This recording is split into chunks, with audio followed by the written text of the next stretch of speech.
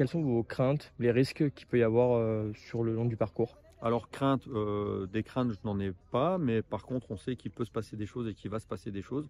Donc on a établi une liste de risques qui sont entre 100 et 150. Ça va de la crevaison d'un véhicule jusqu'à l'acte terroriste. Donc il va falloir qu'on se prépare à tout, on est prêt à tout, on se prépare au pire, on espère le meilleur. Justement, comment s'y préparer ici? Qu'est-ce que vous faites? Alors déjà la première des choses, c'est se mettre en situation réelle sur un camp ici à proximité de Marseille qui fait 115 hectares pour pouvoir déjà mettre en place un convoi, pour pouvoir la base, déjà s'entendre du premier au dernier véhicule, parce que dans le cortège, on aura des véhicules de police, de gendarmerie, mais on aura également des véhicules de l'organisateur et des véhicules des partenaires. Donc il faut que tout le monde puisse travailler ensemble, parler le même langage.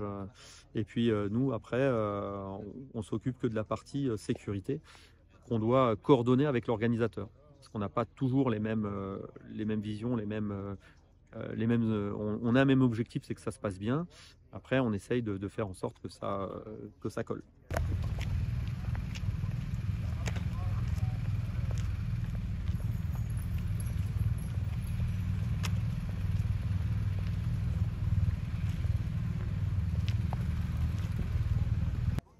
Bonjour, est-ce que vous pouvez vous présenter?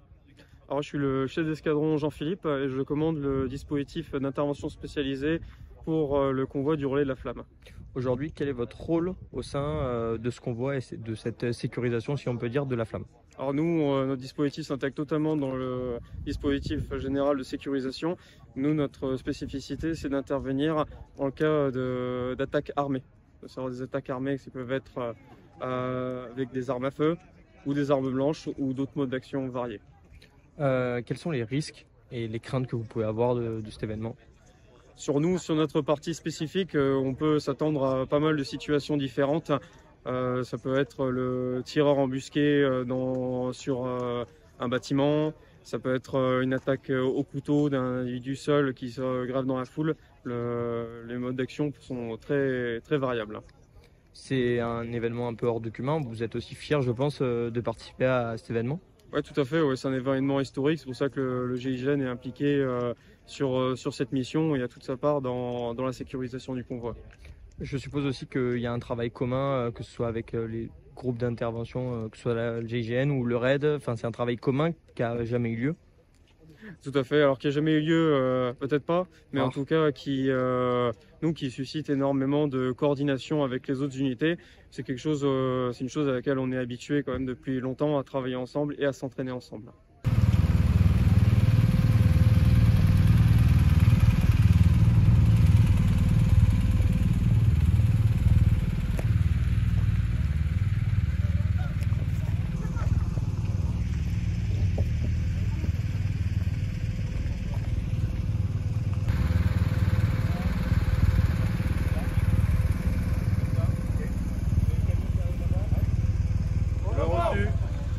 Retourne, les gars.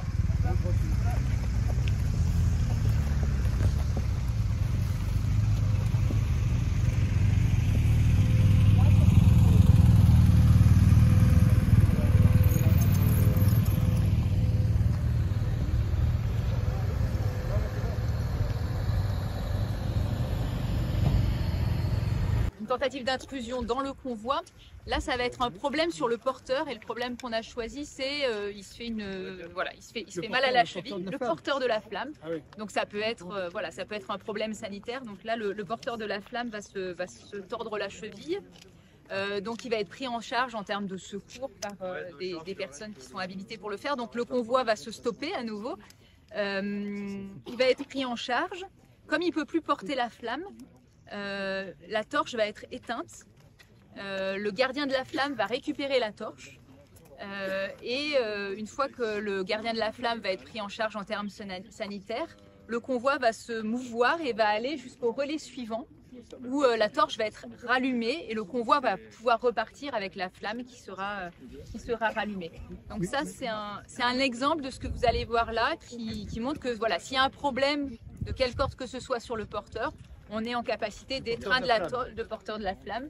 Tout à fait. On est en capacité d'éteindre la torche d'attendre le temps de prise en charge et que le convoi reparte au relais suivant. Comme vous avez vu, c'est tous les 200 mètres. Ah, voilà, ça fait quelques... Un relais, c'est 200 mètres. Alors. Voilà,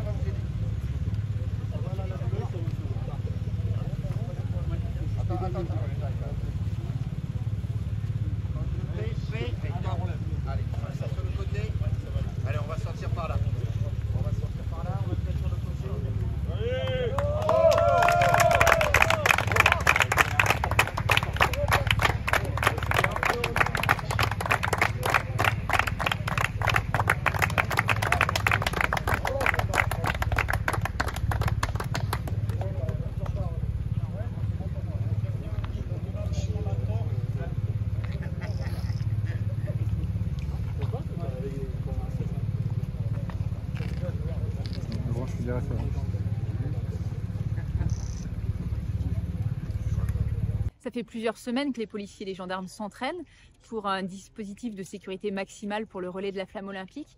Et ici, sur ce camp militaire, c'est les derniers ajustements parce que la flamme arrive cette semaine. Et donc, on est fin prêt, mais on a encore voilà, jusqu'au dernier moment quelques entraînements pour ne rien laisser au hasard.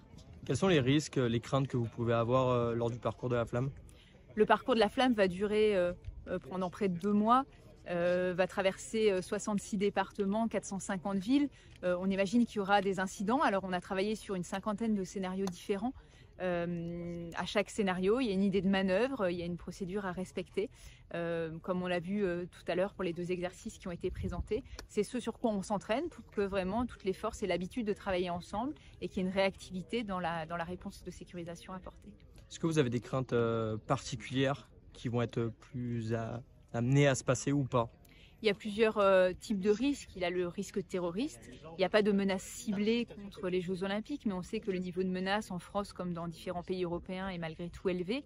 Il y a aussi un risque de gestion des foules, des flux de personnes. On espère que les personnes seront nombreuses présentes, mais il faut toujours rappeler les conseils de sécurité, ne pas tenter de traverser à l'arrivée du convoi, bien tenir la main des petits-enfants. On veut que ce soit une fête populaire, mais il y a quelques conseils à continuer à délivrer. Et puis, il y a la lutte anti-drone qui va être mise en œuvre parce qu'on sait qu'il peut y avoir des risques d'intrusion d'un drone dans cette bulle de sécurité. Et c'est pour cela que les policiers et les gendarmes ont des brouilleurs qui sont à disposition pour éviter ce type d'intrusion. Est-ce que vous pouvez me décrire un petit peu le dispositif qui va encadrer du coup la flamme? Alors autour du porteur de la flamme, qui tient la flamme olympique en main dans la torche, il y a un gardien. Son rôle, c'est de faire en sorte qu'à aucun moment la flamme ne s'éteigne. Autour de lui, il y a 18 policiers et gendarmes qu'on appelle les runners, qui vont courir avec le gardien pour éviter toute intrusion dans ce convoi. Et puis avant et après, il y a des véhicules de commandement, des véhicules d'intervention avec des forces mobiles, des véhicules aussi avec cette lutte anti-drone qui est importante pour nous. Au total, il y a une quarantaine de véhicules et le convoi va s'étendre parfois jusqu'à 1 km. Votre rôle aujourd'hui au sein de ce parcours, c'est quoi concrètement? Notre rôle de gardien de la flamme, ça va être de maintenir cette flamme allumée jusqu'à Paris, qu'elle soit toujours présente dans les relais. Et on vit avec cette flamme jour et nuit. Donc notre rôle, c'est aussi un rôle qui est de l'entretenir, de la maintenir en vie. Et après, lors du relais, on a différents postes avec des postes de course à pied, en vélo, mais c'est des postes qui nous permettent de faire un relais plutôt fluide et des passations de flammes organisées comme on a été formé. Il y a une forme aussi de fierté, je pense, de participer à un événement, je pense, qui ne se représentera pas de ce pas. Bien sûr, je pense que beaucoup de personnes devraient être ici, c'est une opportunité incroyable, donc on va vivre le moment. Il y a une sélection ou c'est du volontariat, comment ça se passait? On a été sélectionnés dans nos différents corps de métier. On a eu beaucoup de volontaires et ensuite il y a une sélection qui a été faite. On est tous les deux recrutés par la sécurité civile. Et vis-à-vis de ce parcours, il y a peut-être aussi des craintes qui peuvent se former? On a été bien formés, donc les craintes, non, je pense pas. Après, on sait où on met les pieds, donc ça va aller. Ça change du métier. Je pense que la saison aussi feu de forêt va être peut-être un peu passée pour cela, mais je pense que c'est un événement hors du commun, comme vous disiez. Voilà, ça change. Hein. Ça change du métier de tous les jours, ça c'est certain. La saison de feu de forêt, elle viendra par la suite. Peut-être qu'on ne commencera pas, mais on la prendra en cours. Mais c'est sûr que c'est quelque chose qu'on ne fera pas tous les jours dans notre vie et on ne le fera jamais dans notre métier, mis à part à ce moment-là. Par rapport à du coup, tous ces exercices, ça fait combien de temps que vous préparez Ça fait depuis novembre dernier. Première formation de novembre, on s'est tous rencontrés, on a eu les premiers éléments.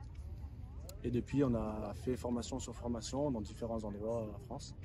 Et aujourd'hui, là, on est à Carpiane pour faire l'ultime répétition. Quelques jours du départ. Et puis après, c'est le départ à Marseille. Vous serez sur Marseille même oui, au jour du départ. Merci. Garde le secteur attentif à gauche. On s'écarte, on prend des traces.